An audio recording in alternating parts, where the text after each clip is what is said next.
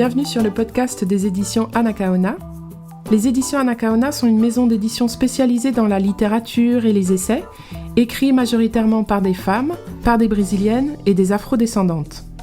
Dans ce podcast, nous parlerons donc de pensée décoloniale, de Brésil, de féminisme et d'antiracisme. Et j'en profiterai pour lire des extraits des livres. Bonne écoute!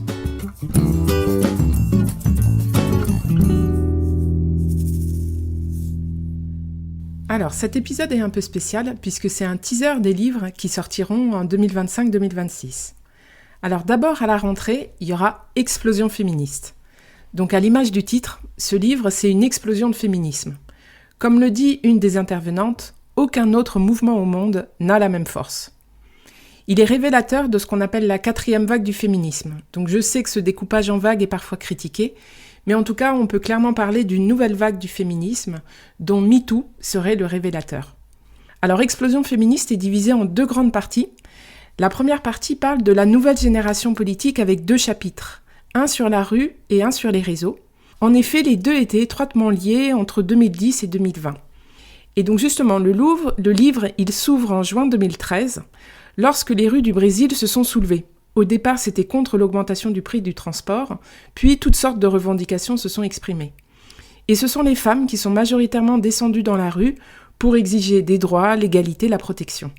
Je me souviens de ces panneaux que les filles brandissaient « Désolée pour le dérangement, nous sommes en train de changer le pays ». Puis, les femmes sont de nouveau descendues dans la rue en 2016, en 2017, avec un point d'orgue en 2018, avec la grève féministe mondiale le 8 mars 2018. Et cette nouvelle vague féministe, elle a été possible grâce à l'utilisation des réseaux sociaux et à l'organisation de collectifs. C'est la grande époque des réseaux sociaux, où on croyait vraiment que les réseaux jetaient les bases d'une citoyenneté connectée, d'une démocratie participative et transparente, que les réseaux étaient un espace totalement libre de diffusion de l'information, où les minorités pouvaient enfin s'exprimer. Bon, avec quelques années de recul, on voit comment on était bien naïfs. Mais j'ai adoré faire ce retour en arrière et me réémouvoir avec tous ces hashtags contre le harcèlement, contre les agressions, pour la liberté. Donc c'était l'époque de Ni Una Menos en Argentine. Au Brésil, il y avait « tu t'en prends à une, tu t'en prends à toutes »,« moi, employé domestique »,« non, c'est non », etc., etc. Dans les textes qui composent la 2e partie, intitulée « Les féminismes de la différence », on a 7 articles qui remettent en cause l'universalité de la perspective féminine hétérosexuelle blanche. On a ainsi des féminismes qui abordent frontalement la question raciale, donc le féminisme asiatique, autochtone, noir, et d'autres féminismes avec d'autres marqueurs de différence, comme par exemple le féminisme lesbien ou protestant. Alors perso, j'avais absolument aucune idée qu'il existait un féminisme protestant, donc j'étais super contente de lire cet article. Et le dernier article sur le transféminisme est extrêmement clair et très pertinent. Parce que le transféminisme n'est pas nouveau, mais en tout cas, c'est sûrement celui qui, ces 10 dernières années, a fait le plus de bruit, a eu le plus de visibilité et de controverses. Donc c'est passionnant de voir tous ces féminismes se réorganiser, comme le mouvement féministe noir qui existe depuis plusieurs décennies et qui au Brésil a toujours été très vigoureux, et de voir d'autres féminismes éclore et gagner en force et en visibilité, comme le féminisme asiatique, autochtone ou le transféminisme. Donc c'est un livre témoignage, un livre explosion, un livre occupation. Les féministes sont là, elles occupent l'espace et elles sont pas prêtes de partir. On fait une petite pause musicale avec Lineker. Cœur, j'adore. Lineker, c'est une artiste trans brésilienne. Et dans cette chanson, elle dit « A gente fica mordido, não fica », qui dit littéralement « on est mordu ». Et vous allez voir, c'est une transition toute trouvée pour parler du prochain roman qu'on publiera ce printemps et qui s'appelle justement « Virginia Mordida », Virginie mordue. A gente fica mordido, não fica. Dente lave o teu jeito de olhar. Me lembro do beijo em teu pescoço, do meu toque grosso, com medo de te transpassar.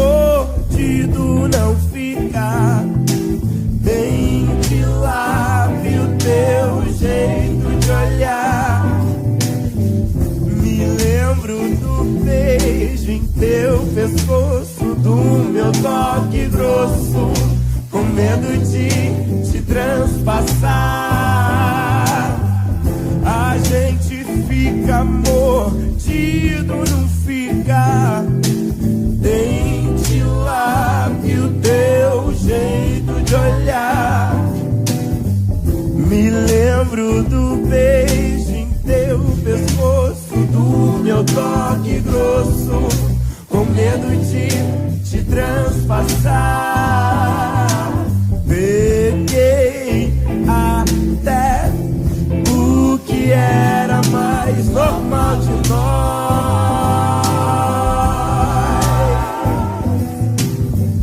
e coube tudo na linha de mão do meu coração.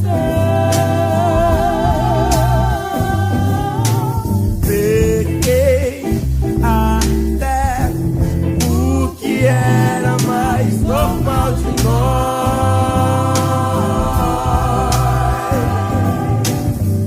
e coube tudo na linha de mão do meu coração.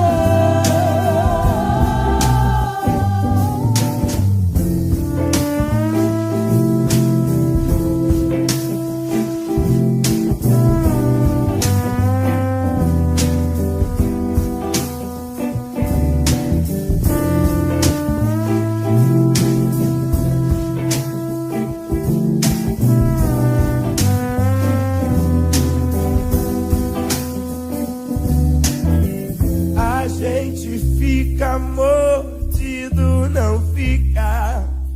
Dente, lábio, teu jeito de olhar.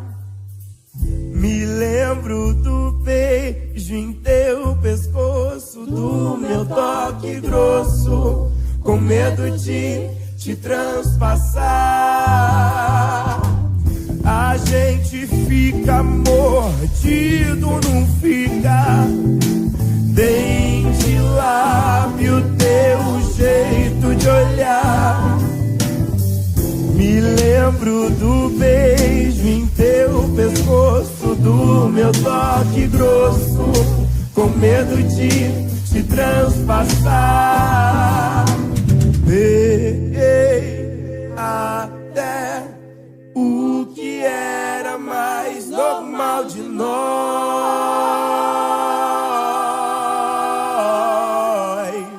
e coube tudo na malinha de mão do meu coração. Peguei até o que era mais normal de nós.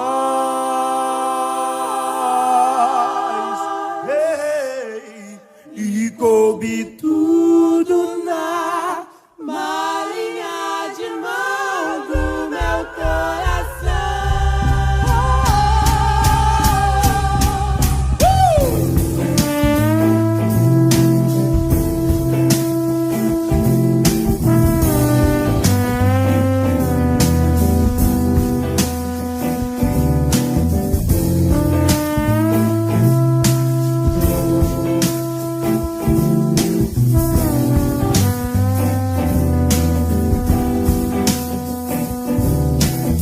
Deixa eu bagunçar você, deixa eu bagunçar você.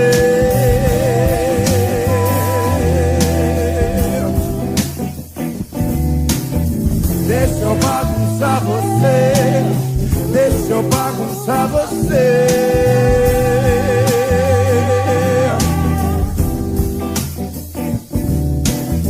Deixa eu bagunçar você, deixa eu bagunçar você.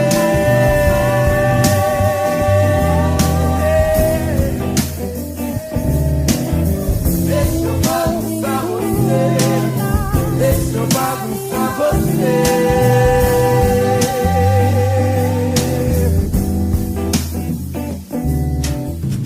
A gente fica mordido, não fica.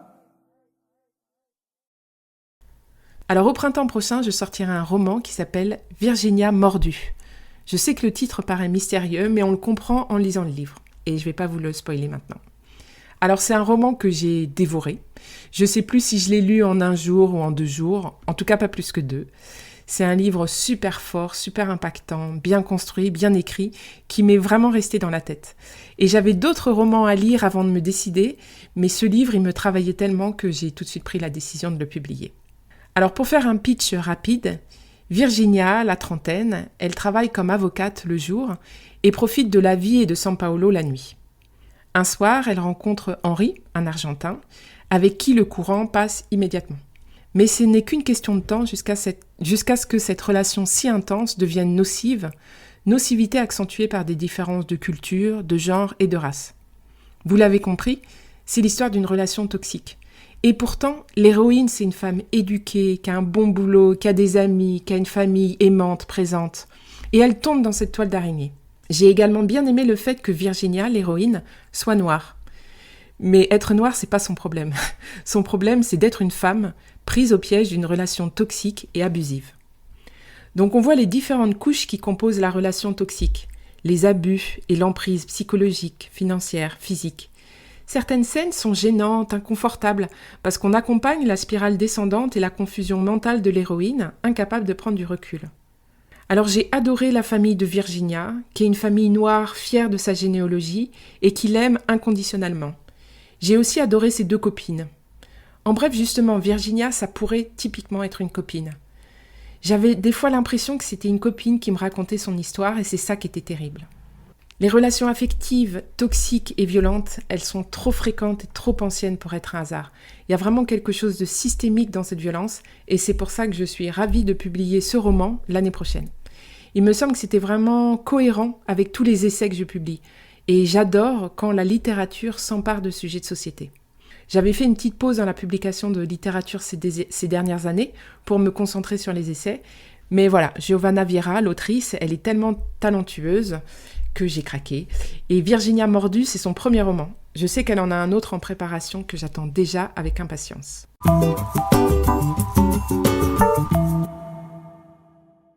Alors cet hiver, probablement au tout début de l'année, sortira l'essai Cota Ratio.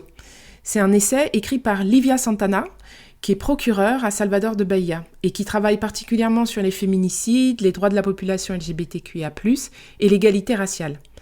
Elle a été nommée en 2020 une des 100 femmes d'ascendance africaine les plus influentes du monde dans le secteur de la justice. Et en 2023, elle a fait partie de la liste envoyée à la Cour suprême du Brésil pour remplacer une des juges qui partait, ce qui aurait fait d'elle la première femme noire nommée à la Cour suprême en 132 ans d'existence. Sa candidature n'a pas abouti, pas pour l'instant. Alors les actions affirmatives sont nées en Inde après l'indépendance, mais c'est aux États-Unis que les actions affirmatives sont devenues célèbres, notamment à travers une de ses actions les plus emblématiques, les quotas raciaux prévus pour les personnes noires. Et sous la pression des mouvements noirs brésiliens, le Brésil s'est inspiré de cette expérience états-unienne et la première loi fédérale de quotas dans les universités a été votée en 2012 et dans la fonction publique en 2014. Alors en effet, les chiffres parlaient d'eux-mêmes. En 1997, il y avait seulement 2% des Noirs qui étudiaient à l'université. En 2004, ils étaient 5%. Et je rappelle que les Noirs représentent 50% de la population. Donc la mobilité sociale, elle est très faible au Brésil. Il faut jusqu'à 9 générations pour qu'une famille pauvre atteigne la moyenne nationale des revenus. Et les inégalités raciales sont criantes dans l'accès à l'éducation et au marché du travail. Donc ce livre de Lívia Santana, Cota Ratio, il arrive donc un peu plus de 10 ans après le vote de ces lois, ce qui permet de dresser un bilan. Alors Lívia Santana montre à quel point les quotas sont des mesures nécessaires dans des sociétés historiquement inégales et divisées par la race et le genre. En effet, comment est-ce qu'on peut croire en la réalité d'une démocratie si les institutions publiques et privées ne reflètent pas un minimum la diversité de la population ? Alors l'autrice fait un rappel historique où elle montre que l'éducation des personnes noires a été dès le 19e siècle entravée par toutes sortes de lois restrictives. Certaines personnes noires ont pu accéder à l'éducation malgré les restrictions. Et d'ailleurs, le pouvoir aime bien brandir ces exemples d'abnégation, de courage, de détermination, d'intelligence, mais c'était des exceptions au prix de lourds sacrifices pour ces individus et d'une excellence qui était injuste. Donc les quotas sont destinés à compenser des siècles de discrimination raciale. Lívia Santana, elle déconstruit ainsi les arguments classiques de la méritocratie, ce fameux argument selon lequel les quotas créeraient des inégalités, alors que c'est justement le contraire. La méritocratie, elle perpétue les inégalités en oubliant qu'on ne part pas tous du même point de départ pour des raisons historiques et structurelles. Les quotas raciaux, ce sont donc des réserves de place pour les groupes ethniques et raciaux discriminés dans l'éducation et l'emploi. Et au Brésil, les populations autochtones sont également concernées. Ils visent à compenser les effets des discriminations historiques et à promouvoir l'égalité des chances Ils favorisent la mobilité sociale, la diversité, et ils permettent aux groupes historiquement marginalisés d'accéder enfin à des opportunités. Mais leur mise en place ne s'est pas faite sans heurts. Je me souviens des débats qui donnaient sérieusement la nausée à cette époque-là, dans les médias, les partis politiques et même au sein des familles, jusqu'à ce que la Cour suprême tranche et juge les quotas constitutionnels. Dans sa décision, elle affirme que les quotas sont nécessaires et constitutionnels pour corriger les inégalités raciales. Alors ça a cloué le bec à tout le monde pendant une dizaine d'années, mais aujourd'hui avec l'offensive réactionnaire, de plus en plus de personnes commencent à les remettre en cause. Donc après les quotas mis en place dans les universités publiques, des quotas raciaux ont également été instaurés pour la fonction publique. Aujourd'hui par exemple, on a 12% des magistrats qui sont noirs. Bref, grâce aux quotas, les universités ont cessé d'être la chasse gardée de l'élite brésilienne en étant massivement occupées par les enfants des classes populaires, noires et autochtones. Car c'est vrai que les quotas au Brésil sont des quotas raciaux et également sociaux, destinés aux élèves qui ont fait leur scolarité dans les écoles publiques. Et ces quotas, ils ne sont pas excluants, bien au contraire, ils sont incluants et nécessaires pour que la majorité de la population brésilienne ait accès aux études supérieures. Et comme l'a dit Lula par la suite, avec son sens de la formule, les universités brésiliennes ont pris la couleur du peuple et elles ont clairement gagné en qualité. Mais maintenant que toutes ces personnes-là ont leur diplôme en poche, il faut ouvrir le secteur privé à plus de diversité et c'est ce que prône l'autrice à la fin du livre. On prépare également un article, alors on ne sait pas encore si ça va être une préface, une postface, mais qui fera le lien entre la situation française et brésilienne. Parce que vous vous doutez bien que si je publie ce livre, c'est pas pour faire tapisserie. Et j'espère que l'expérience brésilienne pourra inspirer la société française. Comment est-ce que les quotas pourraient être applicables en France, dans une société qui refuse les statistiques ethniques ? Est-ce qu'il faudrait se limiter à des quotas sociaux ? Est-ce que cela serait suffisant ? Est-ce que ça a déjà été mis en place ? Cette préface postface, elle évoquera tous ces points. En tout cas, les 10 ans d'expérience brésilienne nous montrent que la diversité enrichit tout le monde et que les espaces monochromes et monolithiques n'ont pas d'avenir s'ils continuent à pratiquer l'effacement d'autres savoirs qui sont si importants. Voilà, les 3 titres que vous pourrez découvrir la saison prochaine. Il devrait y en avoir 1 ou 2 autres, mais je vous dis pas tout pour garder un peu de suspense. À très bientôt, abraço. Voilà, c'est fini pour aujourd'hui, merci de nous avoir écoutés. Alors c'est le moment de passer le chapeau. D'abord, vous pouvez laisser une évaluation, ça compte vraiment pour être visible sur les plateformes. Et ensuite, si ces livres vous plaisent, ne vous gênez pas pour les acheter, les offrir ou tout simplement en parler autour de vous. C'est la meilleure façon de contribuer à mon travail militant. Vous pouvez trouver nos livres dans les librairies militantes et sur le site anacaona.fr pour vous approvisionner directement à la source. Justement, sur le site anacaona.fr, vous avez la possibilité de vous inscrire à notre infolettre. Pas de panique, j'en envoie pas beaucoup. Juste pour vous informer des nouveautés et des rencontres. Car nous essayons quelques fois par an de faire venir nos auteurs, nos autrices du Brésil, ce qui est toujours l'occasion de rencontres super enrichissantes. Vous pouvez d'ailleurs en retrouver certaines en vidéo, là encore sur le site. Bref, que ce soit par l'intermédiaire du podcast, des livres ou de nos rencontres, je vous dis à bientôt. Un abraço.